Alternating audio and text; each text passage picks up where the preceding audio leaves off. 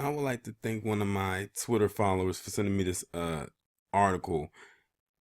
Black Power in Economics. Shout out to you for sending me this particular story. Now I was gonna read the article, but then I realized how long it was, and I said no, I'm not even gonna do it. So what I did was I skimmed through it, and just based off of the title alone, and based on what I've said so far, this is not even gonna be a very long commentary, but it's actually quite comical at the same time.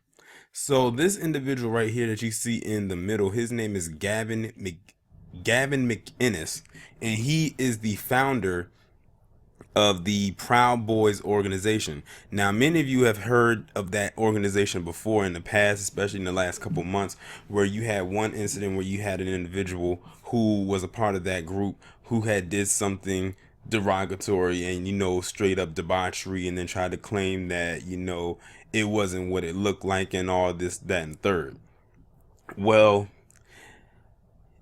because the Proud Boys organization has been going through so much in the last few months, just in this year alone, well into probably last year, they literally are falling apart at the seams. Like, imagine a house of cards tumbling and crumbling down right before your eyes. That's exactly what's happening to this group right now. Now, it says that this group was founded in 2017, and already it seems like they aren't really going very far. Now, the reason why you see this picture of the founder right here is because not only did it come from the article that I'm reading from, but he's a huge focal point of what I'm discussing. So, as I already said, the group is falling apart. And one aspect of the reason why it's falling apart is because their founder, Gavin McInnes, who you see right here in the middle, has stepped down as the quote unquote founder and CEO of this group. So now this group has no person running it, it has no figurehead, it has no direction, it's just there. And you got to think, this group has been hit with so many hate crimes, hit with so many arrests, left and right. It is amazing that that the group is still even being talked about the way that it is.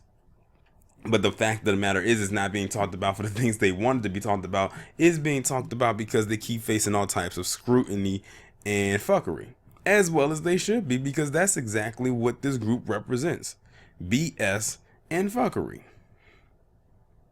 It's basically another branch of that alt wrong. It's almost like every racist person or a person like Gavin McInnes is trying to be another Richard Spencer, as like that shouldn't be anything to aspire to be. I don't know why many of them try to aspire to be the lowest of themselves. I mean, remember, Richard Spencer can't even afford a $4 shot of bourbon. The man, as far as we know, is broke, like flat broke. And you would think that all after all the stuff that his family done stole and made millions off of, mainly of black people, he would have some funds, but he probably blew it all. And it also amazes me how this group claims that they don't like black people, this, that, and the third, but every time they get into it, it's always with a group of white people. That's why when I listen to Harvey do his commentary, and he often says, like, what did we ever do to them to have them dislike us? Because and it kind of goes with this. What did we do to them to have them dislike us? Because it's not us that's attacking them. We as black people have too much other stuff on our plate day to day than having to worry about why they're not liking us or why they have an issue with us.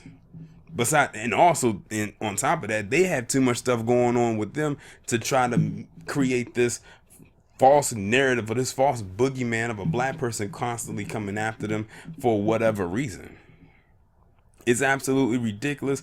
It's tiring and it's boring. It's the same old sad song and dance that just gets boring after a while. I'm like, do y'all ever get tired, like sick and tired of doing the same shit and saying all the shit day in and day out?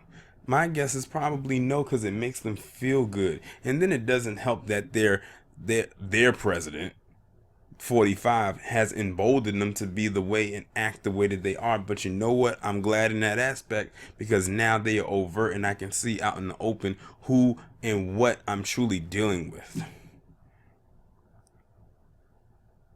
But yeah, like, that's basically what I just told you is everything in the article in the summarized term. They have no CEO, they have no figurehead, which is this guy right here. They keep facing scrutiny. They keep having all these charges pressed against them. Oh, and on top of that, they've been labeled a hate group. The Southern Poverty Law Center has labeled them a hate group, and that's probably a reason why they hate Black Lives Matter. Now, us as black people don't like Black Lives Matter for one particular reason. They don't like it for another reason. One reason they don't like it is because they feel that that group should be labeled as a hate group. Say what you want about Black Lives Matter, and you know I've had some choice words about them, but one thing I can't say about them is that they're doing what groups like this one is doing. You don't see them going around terrorizing white people. You don't see them going around saying or saying or making racist tropes against other white people or other groups of people. And I think they're mad at that. They want a black equivalency to their wickedness. That's probably why they came up with that BIE crap. Now it's crazy they came up with that, but all these mass shootings were from mainly white males this year, and there's been a lot of them. And it's crazy because it's December 24th. We still got like a week left. We still have a week left in this year. Anything can happen. Anything. Now, granted, it probably won't happen at a school because the kids are out of school, but that don't mean it can't happen anywhere else. We got 7 days. Anything is possible. But I think the real thing is they're mad that a lot of the groups that they form get instantly labeled as a hate group. I said that's nothing. When they decide to finally label the KKK as a hate group or a terrorist organization, then that's when they'll really be shaking and quaking, because that right there is that's the grandpappy of it all. That's like the Kickstarter of the shit starting. But I feel absolutely nothing for them, going through the stuff that they're going through. Let this thing fall by the wayside faster than them goddamn people overdosing on them opioids. That's all I really can say. I mean, it is what it is. But you know what? All they're going to do is they're going to try to find a way to create some other organization to try and replace that, or they're going to try and revamp this one. And it's going to be the same thing with that. So my question to them is, why bother? Why are you even trying?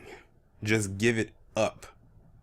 But, they don't like to lose. They love to win by any means. So they're going to keep going. It'll be another organization soon. And they'll probably get the same treatment. I mean, look, this organization just made it over a year and already they're faltering. And rightfully so.